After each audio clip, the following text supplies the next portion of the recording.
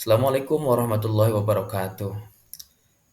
Ketemu kembali di materi P5 pengolahan sampah daur ulang menjadi barang yang bermanfaat di SDN Ligarsari, Kecamatan Cipeundeuy, Kabupaten Subang.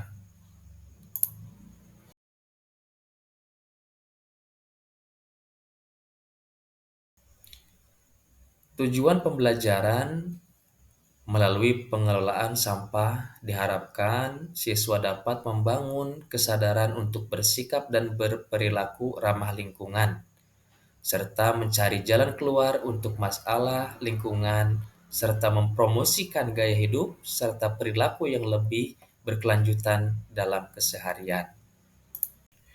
Secara umum, sampah dapat diartikan sebagai semua benda yang tidak digunakan lagi oleh makhluk hidup, sehingga sifatnya menjadi buangan. Jadi, benda sisa yang dihasilkan oleh manusia, hewan, bahkan tumbuhan semuanya berpotensi dianggap sebagai sampah selama tidak digunakan lagi. Adapun jenis-jenis sampah itu terbagi dua. Yang pertama, sampah organik, yaitu sampah yang berasal dari sisa-sisa makhluk hidup, baik hewan, tanaman, maupun manusia. Sedangkan jenis sampah anorganik yaitu sampah yang berasal dari bahan-bahan yang tidak mudah terurai seperti plastik, kaca, maupun logam, begitupun yang lainnya. Baik anak-anak sekalian, ini merupakan contoh dari gambar sampah organik. Seperti yang kalian lihat, ada dari kupasan-kupasan kulit jeruk, kulit pisang, ataupun dari sayuran seperti tomat, bawang, dan lain sebagainya. Dan ini merupakan sampah dari organik ataupun sampah organik. Baik anak-anak sekalian, dan ini merupakan contoh dari sampah anorganik, sampah yang tidak bisa terurai. Seperti yang kita lihat, ada dari botol air mineral ataupun botol kaca ya, botol kaca, begitupun sampah-sampah lainnya yang terbuat dari plastik itu merupakan sampah anorganik karena memerlukan waktu yang sangat lama karena tidak bisa diurai. Setelah kita menyaksikan contoh-contoh ataupun pengertian dari sampah, nah perlu kalian ketahui juga bahwasannya sampah itu ada beberapa dampak negatif ataupun sesuatu yang tidak baik dari sampah tersebut. Masalah sampah di lingkungan dapat menimbulkan berbagai dampak negatif. Di antaranya, yang pertama itu menyebabkan bau yang tidak sedap. Yang kedua, akan memancing ataupun menarik hewan-hewan pengganggu seperti kala ataupun kecoa ya, itu akan menarik datangnya hewan-hewan tersebut. Terus yang ketiga, akan menjadi sarang penyakit dan menimbulkan dampak yang kurang baik bagi makhluk hidup seperti tempat bersemayamnya ataupun bersarangnya nyamuk, bersayangnya tikus ataupun hewan-hewan lainnya yang sehingga dapat merugikan kesehatan makhluk hidup yang lainnya. Dan yang selanjutnya yaitu akan mencemari lingkungan dengan bau yang kurang sedap ataupun pemandangan yang tidak bagus karena berserakan sampah di mana-mana, maka merupakan dampak negatif dari sampah tersebut harus kita hindari. Dan yang selanjutnya, dampak negatif dari sampah tersebut akan mengganggu konsentrasi belajar. Kita bandingkan antara kelas yang bersih ataupun tempat yang bersih dengan tempat yang kotor, akan lebih nyaman mana bila kita gunakan untuk belajar. Pastinya akan lebih nyaman, lebih enak untuk belajar itu tempat yang bersih. Nah, makanya dampak negatif dari sampah tersebut akan mengganggu konsentrasi belajar kita semua sebagai anak didik yang sedang mencari ilmu. Setelah kita mempelajari tentang pengertian, terus jenis-jenis sampah, begitupun juga dari dampak negatif tentang sampah yang ada di lingkungan kita semua, maka perlu kita ketahui juga tentang solusi atau penanggulangan tentang sampah tersebut. Nah, inilah beberapa solusi pengelolaan sampah. Di antaranya, yang pertama, membuat program daur ulang sampah dengan menempatkan tempat sampah yang berbeda untuk sampah organik dan sampah ya anorganik. Yang kedua, mengajak siswa ataupun kita semua peserta didik dari kelas 1 sampai kelas 6 untuk membuang sampah pada tempatnya. Seperti yang tertera di setiap dinding ya, setiap kelasnya ada poster ataupun rambu-rambu untuk membuang sampah pada tempatnya.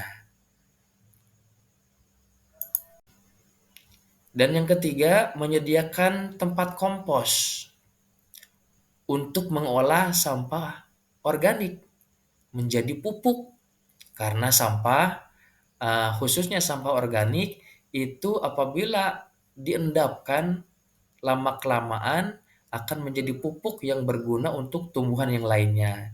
Bisa menjadi pupuk untuk kesuburan tanaman-tanaman yang lainnya. Seperti di depan kita ataupun di depan kelas kita ada pohon mangga, ada pohon nangka, pohon rambutan. Silahkan hasil dari pupuk yang terbuat dari sisa sampah tersebut yang diendapkan itu bagus karena mengandung banyak unsur vitamin yang berguna untuk tumbuhan yang ada di sekitar kita. Dan yang keempat, solusi dari pengelolaan sampah yaitu mengadakan kegiatan bersih-bersih lingkungan secara rutin dengan melibatkan siswa dan guru. Karena kebersihan harus kita jaga, karena kebersihan itu tanggung jawab kita semua, maka seyogianya kita sebagai siswa yang baik harus bisa menjaga kebersihan di lingkungan kita. Selanjutnya, anak-anak sekalian, setelah kita memilah, memilih sampah organik dan juga sampah anorganik, kita juga dapat memisahkan sampah anorganik tersebut menjadi barang-barang ataupun benda-benda yang bisa bermanfaat untuk kita semua. Apa di antaranya? Yaitu yang pertama, pembuatan keranjang sampah seperti yang kita lihat ini. Keranjang sampah ini terbuat dari barang-barang bekas, yaitu dari bungkus kopi. Bungkus kopi yang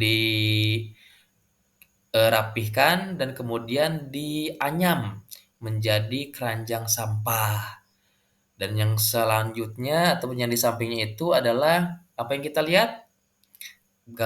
Gambar ataupun pas bunga dari botol bekas plastik, ya. Nah, kita lihat di sini ada botol bekas minuman yang dibuat sehingga menjadi pas bunga, ada bunganya. Dan yang di bawahnya ada tempat pensil yang terbuat dari tutup botol air mineral. Nah, ini bisa kita buat lagi ataupun kita kembangkan lagi menjadi kerajinan-kerajinan yang lain yang kita temui dari sampah-sampah yang ada di sekitar kita. Sampah yang lain juga kita juga akan ataupun bisa membuat kerajinan yang lain karya dari sampah ataupun barang-barang bekas yang ada di sekitar kita.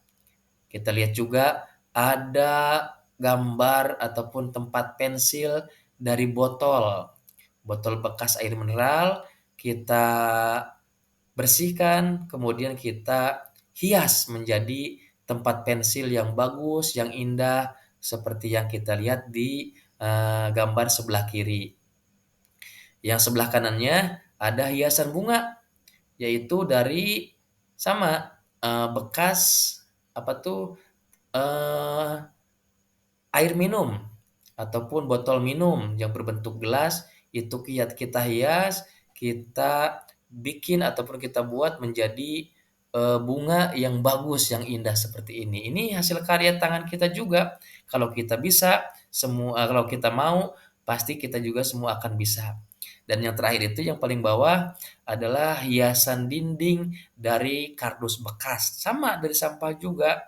Cuma kita kreatifkan kemampuan kita supaya barang bekas tersebut menjadi barang yang indah ataupun yang bermanfaat juga berguna untuk eh, hiasan yang ada di tempat kita, bisa dipajang di kamar ataupun di dinding lingkungan sekolah kita. Silakan. Makanya ini adalah gambaran supaya kita lebih kreatif lagi dalam memanfaatkan sampah-sampah yang ada di lingkungan sekitar kita. Mungkin itu anak-anak sekalian. Semoga kalian bisa memahami apa yang tadi Bapak sampaikan. Eh, Intinya dari semuanya pembahasan pembelajaran tadi, apa yang Bapak sampaikan mengenai sampah yang ada di lingkungan sekitar kita, kita manfaatkan, baik itu sampah organik ataupun sampah anorganiknya, menjadi sampah ataupun barang yang bermanfaat untuk kita semua. Yang organik bisa bermanfaat untuk tumbuhan yang ada di sekitar kita, begitupun sampah anorganik bisa kita kemas, bisa kita hias, ataupun bisa kita daur ulang menjadi barang-barang yang berguna untuk lingkungan kita juga ataupun lingkungan sekolah kita juga.